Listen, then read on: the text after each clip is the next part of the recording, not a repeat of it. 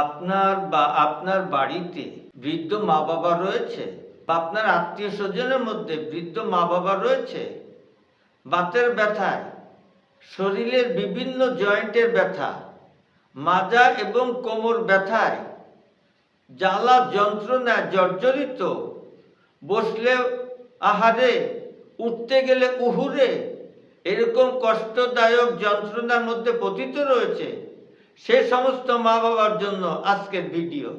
সুতরাং না টেনে না কেটে ফার্স্ট টু লাস্ট দেখবেন, কারণ আমার প্রত্যেকটা কথা আপনাদের জন্য জরুরি।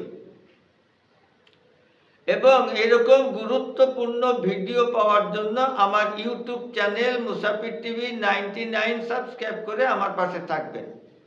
বাংলাদেশের এমন কোনো জায়গা নাই যে আমরুল শাক পাওয়া যাবে না।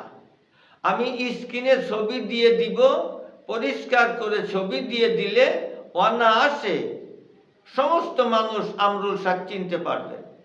এক মুঠো আমরুল শাক নিয়ে মিহি করে বাটবেন,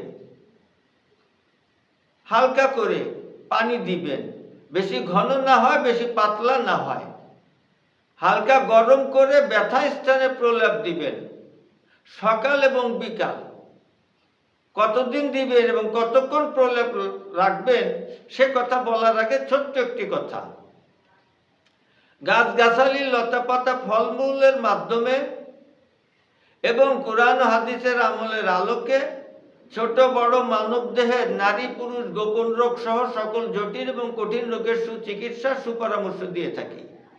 সুতরাং আর বিলম্ব না করে স্ক্রিনে দেওয়া নম্বরে আজই যোগাযোগ করুন, সুপরামর্শ নিয়ে সুস্থ থাকুন। এই প্রলেপটা আপনি 1 ঘন্টা রাখবেন, সকালে দিবেন একবার, বিকালে দিবেন একবার, 1 সপ্তাহ থেকে 10 দিন। বহুত পুরানা রোগী হলে, বহুত পুরাতন ব্যথা হলে আরো কিছুদিন বেশি, ইনশাআল্লাহ আপনার দেহ থেকে সর্বপ্রকার ব্যথা দূরীভূত হবে, আপনি পরিপূর্ণ সুস্থতা অবলম্বন করতে পারবেন ইনশাআল্লাহ।